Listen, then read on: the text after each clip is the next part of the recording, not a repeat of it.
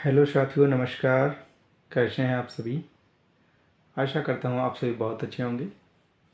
Mathematics memory में आप सभी का स्वागत है। जी हाँ, मैं अतुल जायसवाल आप सबके बीच एक बार फिर से उपस्थित हुआ हूँ मैथमेटिक्स मेमोरी की अपनी सेकंड क्लास को लेकर, अपनी दूसरी क्लास को लेकर, जिसमें हम फिर से कुछ क्वेश्चंस के बारे में चर्चा करने वाले हैं, उनके बारे में जानने वाले हैं। तो आइए शुरू करते हैं आज की अपनी दूसरी क्लास को, जिसका पहला प्रश्न आप लोगों के सामने ये रहा। यदि a बराबर b का 4/5 और b बराबर c का 5/2 हो तो a अनुपात c का मान क्या होगा? ठीक है, तो आपको यहाँ पर दिया गया है दो इक्वेशंस दिए गए हैं आपको कि a का b से ऐसा संबंध है कि वो b का 4/5 है। तो पहले तो हम इस का को पकड़ लें कि ये का क्या होता क्या है आखिर।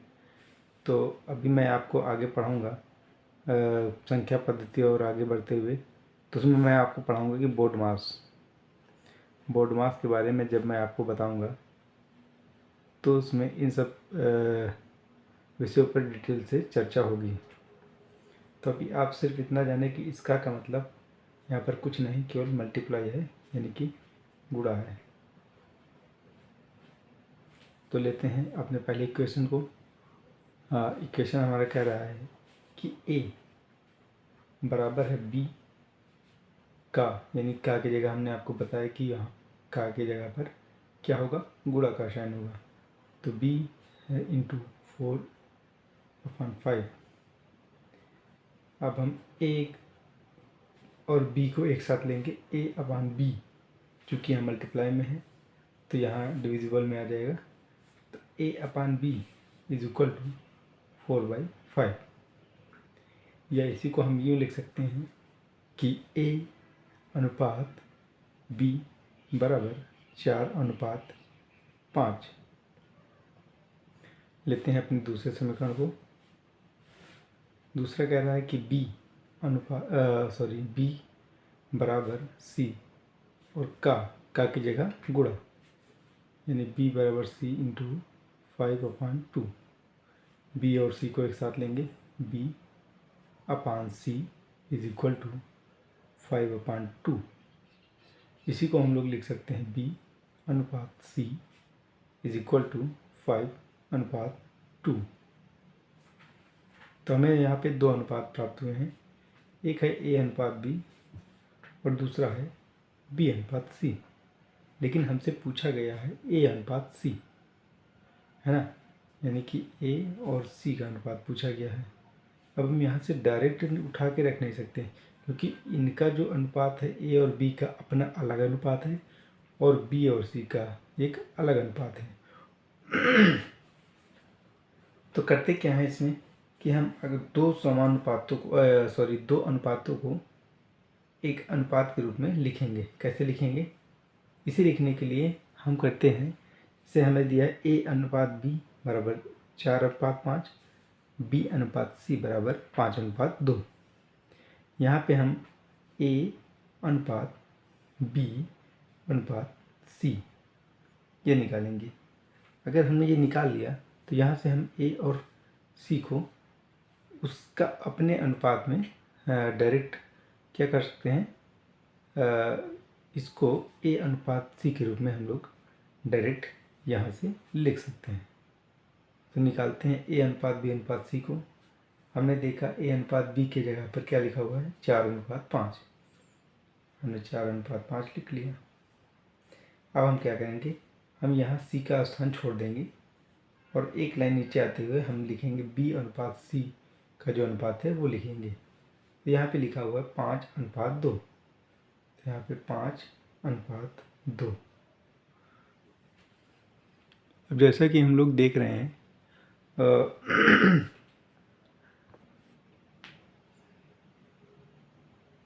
सॉरी, यहाँ पे स्पेस की कमी है, आप लोग थोड़ा सा यहाँ देख लेंगे। हमने फिर यहाँ मैं फिर से बताते रहा आपको, a अनुपात b अनुपात c, a अनुपात b की जगह 4/5, और b अनुपात c की जगह 5:2, जो कि एक लाइन हम छोड़ने के बाद लिखेंगे 5:2।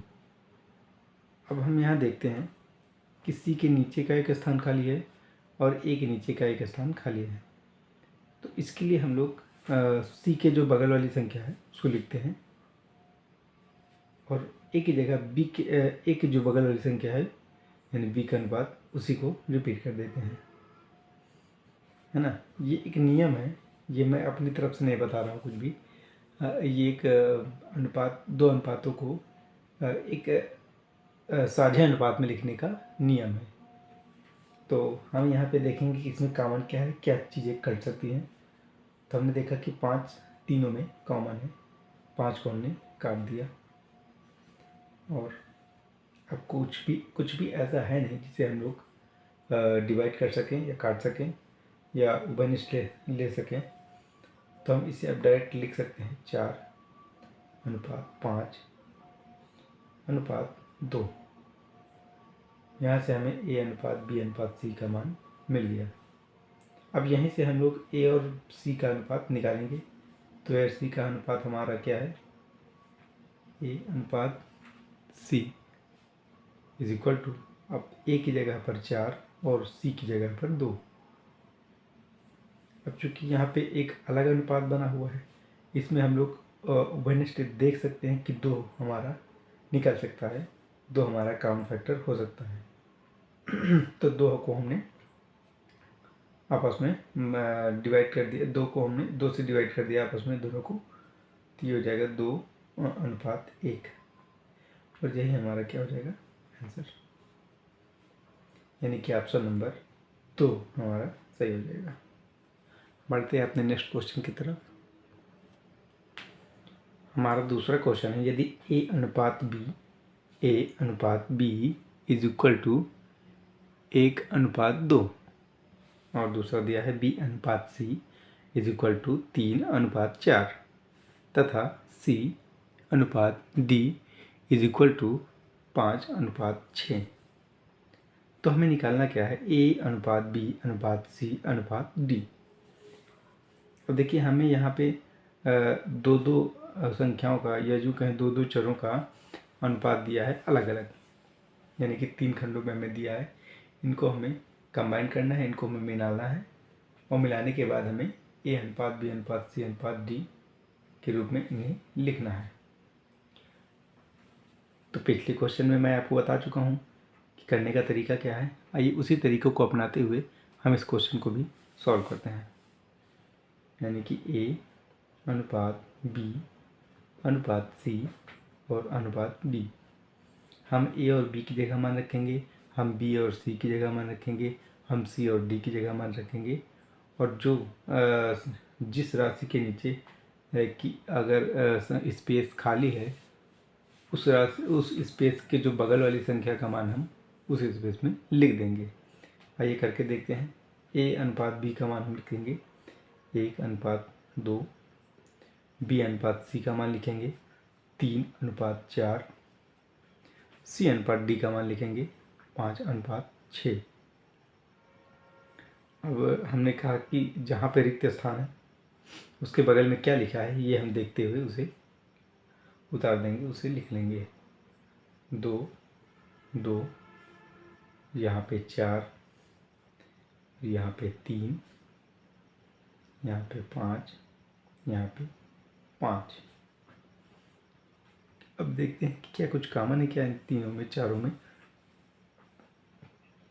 तो हम देखते हैं कि यहाँ पे कॉमन तो कुछ लग नहीं रहा है, तो हम इनका आपस में मल्टीप्लाई कर लेंगे, इनका इनका और इनका इनका। 5 तिया 15, 5 तिया 15 दूनी 30 और 5 चौको 20, 20 दूनी 40, 6 चौको 24, 24 दूनी 48। ये हमारा आंसर आ चुका है a अनुपात b अनुपात c अनुपात d का, जो कि चौथा ऑप्शन दिखा रहा है। बढ़ते हैं अपने नेक्स्ट क्वेश्चन की ओर। हमारा नेक्स्ट क्वेश्चन है क्वेश्चन नंबर 3। क्वेश्चन नंबर 3 औसत से संबंधित है। कह रहा है कि 9 आमों का वजन 50, 60, 65, 62, 67, 70, 64, 45, 48 ग्राम हो तो उनका औसत वजन ज्ञात करें। हाँ, तो हमारे पास 9 आम है, ठीक है। 9 आमों का जो है अलग अलग उनका वेट दे रखा है, उनका वजन दे रखा है। अब उनका वजन उन वजनों का औसत हमसे जानना चाहता है क्वेश्चन में। तो सबसे पहले हम लोग औसत को जानते हैं। औसत को आप अगर सरल रूप में देखें तो अगर हम औसत निकालना हो हमें तो औसत होता है पदों का योग बटे पदों की संख्या। यानी इन 9 आमों का जो वजन है, जो वजनों का जो आंकिक मान हमें दे रखा है, अगर उन आंकिक मानों को हम लोग जोड़ लें, है ना, उन आंकिक मानों को जोड़ने के बाद उन आंकिक मानों मतलब कितने रूप में दिया है, यानी कि कितने आम दिए हैं, उन संख्या से अगर हम लोग डिवाइड कर दें तो हम लोगों को क्या हो जाएगा, पता हो जाएगा, एवरेज औसत हम लोग को ज्ञात हो जाएगा। तो आइए करके देखते हैं। औसत बराबर हमें जोड़ना है सभी पदों को, 50 plus 60 plus 65 plus 62 plus 67 plus 70 plus 64 plus 45 plus 48 अपान पदों की संख्या हमने प्रश्न में पहले ही जान रखा है कि 9 है, तो गिनने की ज़रूरत है नहीं, 9 हम लिख देंगे। इसे हल करते हैं। 0 0 5 2 7 7 14 14 4 18 18 और 5 23 23 और 8 31 3 5 8 6 14 6 20 6 26 26 6 32 32 और 7 39 39 और 6 45 45 4 49 49 और 4 53। पदों की संख्या 9। इसको काटते हैं डायरेक्टली, 9 से हम काट सकते हैं। 9 एकम 9, 9 पचे 45 और यहाँ पे बचा है 8, 9 9 81, यानी कि 59 हमारा आंसर आ जाएगा, जो कि चौथा ऑप्शन है। बढ़ते हैं अपने नेक्स्ट क्वेश्चन की ओर। नेक्स्ट क्वेश्चन हमारा है क्वेश्चन नंबर 4। क्वेश्चन नंबर 4 हमें कह रहा है कि ए की आय बी की आय से 20% अधिक हो तो बी की आय ए की आय से कितने प्रतिशत कम है। यानी कि यहाँ पे दो व्यक्तियों की बात वो कर रहा है कि एक व्यक्ति है ए और एक व्यक्ति है बी, है ना। इनकी कुछ आय है, यानी कि ए की कुछ आय है जो बी की आय से 20% कम है। यानी अगर इनकी आय को हम लोग 20%, ए की आय बी से 20% अधिक है, तो अगर हम लोग बी की आय को मान लेते हैं 100%, है ना। तो ए की आय निकालने के लिए हम लोग क्या करेंगे, 100% का 20% इसी बी में क्या करेंगे, ऐड कर देंगे। यह दूसरा तरीका ये है कि 100% का हम लोग 120% निकालें, जो कि हमें पता है 120 आएगा। यानी ए की जो वैल्यू है वो 120 आ गई। तो कह रहा है कि बी की आय ए की आय से कितने प्रतिशत कम है। अब इसका तो क्वेश्चन में दे रखा है कि ए की जो आय है वो बी की आय से 20% कम है, या फिर हम कह सकते हैं कि 20% अधिक है, या हम कह सकते हैं कि आंकिक रूप से हमने माना है, लेकिन हम कह सकते हैं कि आंकिक रूप से 20 क्या है, ये अधिक है। तो अब हमसे पूछ रहा है कि बी किया है ए से कितने प्रतिशत कम है। अब हम आंशिक रूप से तो कह सकते हैं कि बी किया है ए किया है से 20 कम है ना। लेकिन हमें क्या निकालना है, हमें परसेंटेज निकालना है कि जो बी किया है वो ए किया है से कितने प्रतिशत कम है। तो इसके लिए हम क्या करेंगे, जो हमारा आंशिक वैल्यू, हमारा आंशिक जो मान है उसको लिखेंगे बटे किससे कम है। अब कम है ए से, तो ए को लिखेंगे हम लोग अपान में, ठीक है। यानी कि 20/120 गुणे 100, इसकी वैल्यू हम लोग निकालेंगे और हमारा आंसर आ जाएगा। 0 से 0 कैंसिल, 2 एकम 2, 2 छंग 12, 2 तियाँ 6, 50। अब 3 से 50 को डिवाइड करेंगे 3, मैं आपको सिंपल से हल करके दिखा देता हूँ। 3 एकम 3, 0 हमने उतारा, 3 छंगे 18, घटाया या 2, यानी कि हम कह सकते हैं 16 सही 2/3 हमारा आंसर आ जाएगा, हमारा प्रतिशत आ जाएगा। यानी कि जो बी किया है, बी की आय ए की आय से 16 सही 2/3% कम है। हमारा ऑप्शन नंबर 3 सही हो जाएगा। बढ़ते हैं अपने नेक्स्ट क्वेश्चन की ओर। नेक्स्ट क्वेश्चन क्या कह रहा है हम देखते हैं। क्वेश्चन नंबर 5, एक वस्तु का बिक्री मूल्य एक वस्तु का बिक्री मूल्य 2220 रुपये है और उस पर 20% का लाभ हो तो वस्तु की लागत कीमत क्या है। यानी कि कह रहा है कि अगर कोई वस्तु है और उसका जो बिक्री मूल्य है, यानी जो उसका सेलिंग प्राइस है, अगर वो 2220 रुपये है और इस रुपये में, इस मूल्य में अगर जो विक्रेता है उसको 20% का लाभ हो रहा है, तो हमसे पूछ रहा है कि उस वस्तु की लागत कीमत क्या है। अब लागत कीमत क्या है, तो ये भैया लागत कीमत तो वो कीमत होती है जिस पर कोई जिस पर कोई उत्पाद निर्माण होकर तैयार हो जाता है पूरी लागत, पूरी कीमत के साथ। उस कीमत को हम लोग मानते हैं क्या, उस कीमत को हम लोग 100% मानते हैं कि ये हमारी के जो उत्पाद है ये 100% है।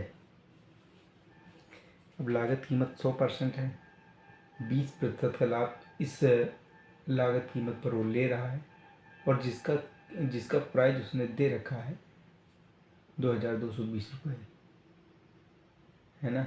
तो अब हम क्या करें कि 100 का 20% निकालें और इस 100 में जोड़ दें। या दूसरा तरीका ये है कि 100 का ही हम लोग क्या करें 120% निकालें, जो कि 120 आएगा, ठीक है।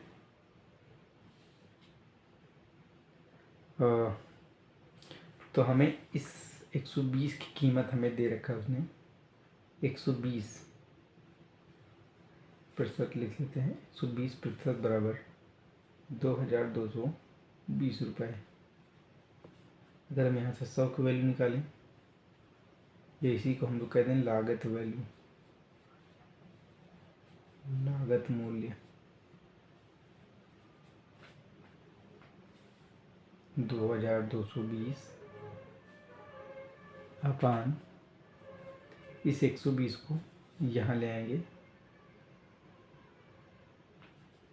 नीचे 120। अब चूँकि 100 निकालना है तो 100 से मल्टीप्लाई भी करेंगे। यहाँ पर आपको समझ में आया होगा, एक ही मूल्य आपने पढ़ा कि भैया 4 संतरों का मूल्य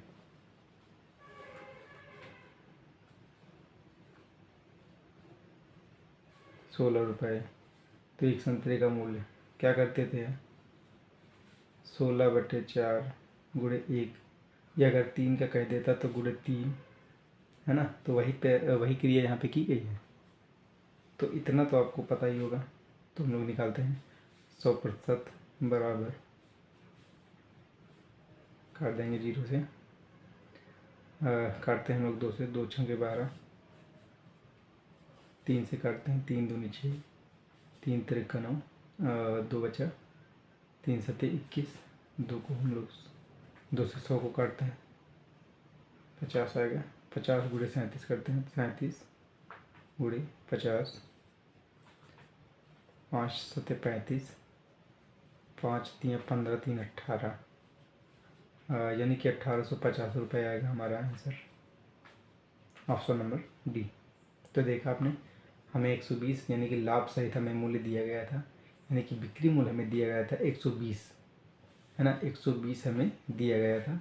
120 बराबर 2220 रुपये हमें दिया गया था, और हमें वस्तु की लागत मूल्य निकालना था, जो कि होती है, यह हमने मान रखा है 100%।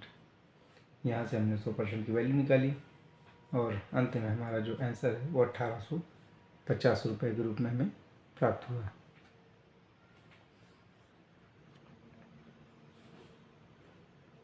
तो ये था आज का हमारा दूसरा सेशन। क्वेश्चंस आपको समझ में आ गए होंगे। अगर कोई भी डाउट हो तो आप कमेंट सेक्शन में लिखकर हमसे ज़रूर पूछ सकते हैं। आज का दूसरा सेशन आपको कैसा लगा, बिल्कुल ज़रूर हमें कमेंट सेक्शन में ज़रूर बताएं। अगर पढ़ाने का तरीका, मेथड आपको अच्छा लगा हो तो आप लोग वीडियो को लाइक कर सकते हैं, बिल्कुल। तब तक के लिए मिलते हैं नेक्स्ट क्लास में। तब तक के लिए नमस्कार।